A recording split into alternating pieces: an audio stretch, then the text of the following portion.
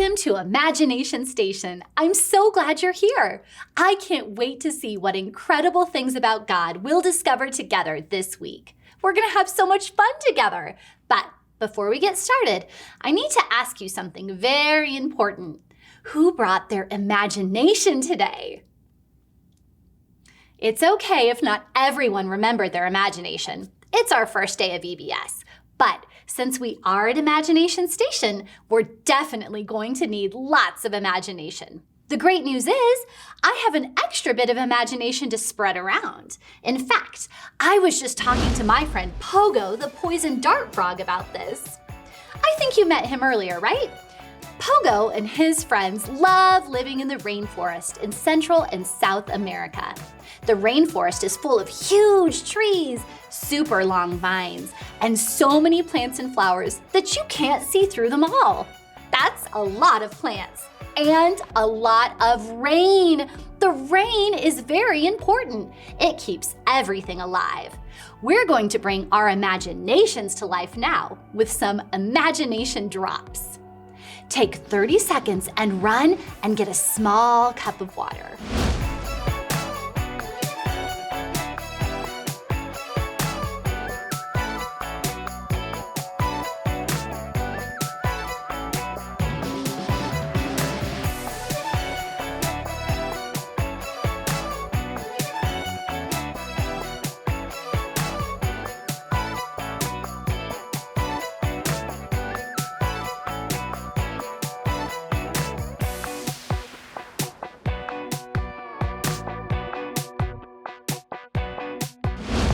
I want you to feel all of this imagination raining down on you. So dip your fingers in the water and flick it over your head. That's so much better. Now we're ready to imagine. God knows Pogo and his friends need rain, and God knows you too. You are treasured. Now, I can see your imaginations are refreshed, alive, and ready to go. Every day at Imagination Station, you'll get to answer a fun talk starter question. Are you ready? Here's our first talk starter question. How do you think poison dart frogs catch the insects and bugs they dine on? Do they use their very sharp teeth? Or do they catch them with their long, sticky tongues and eat them whole? Talk about your answer with anyone who's watching with you.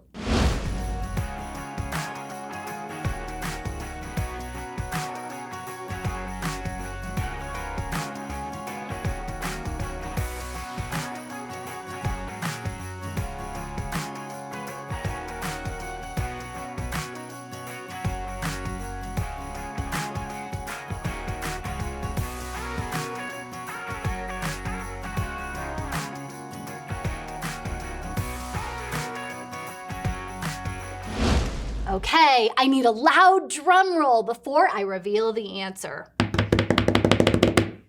And the answer is a poison dart frog uses the long, sticky tongue to reach out and grab bugs and insects and swallows them whole. Every day at Imagination Station, you'll get a sciencey fun gizmo. And in a minute, you'll get to pull the first one from your student pack. This is called a decoder disc. It's a super secret way to communicate in code. There have been lots of times people used code to communicate. Take a look at some of those codes. Some famous codes here include one found on the Rosetta Stone, which was created even before Jesus was born. It's made of symbols that help scientists decipher ancient writing. Another example is Morse code, which has been used by military and others to communicate using dashes and dots. People have used codes throughout history to send secret messages. Can you think of a time you used code to communicate? Tell anyone who's watching with you.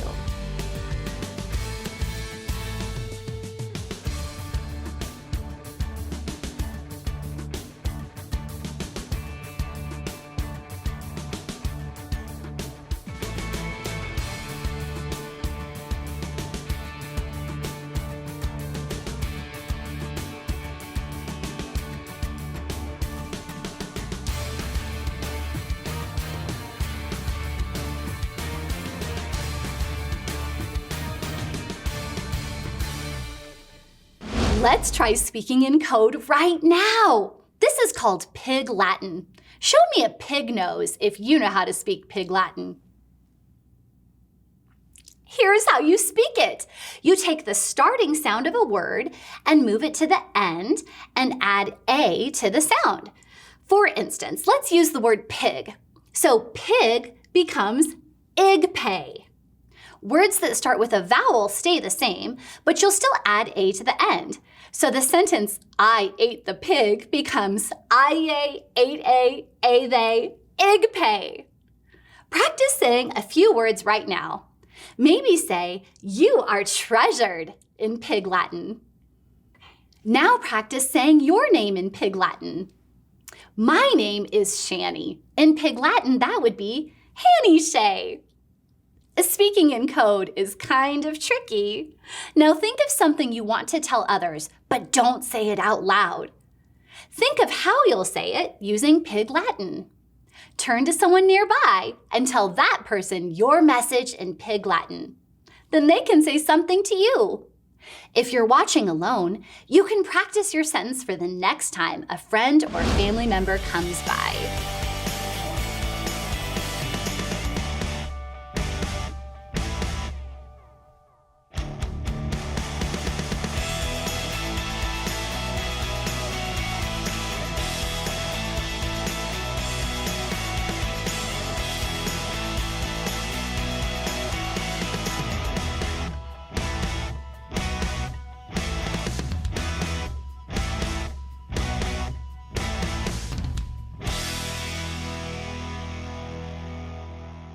Sometimes codes are tricky and mysterious.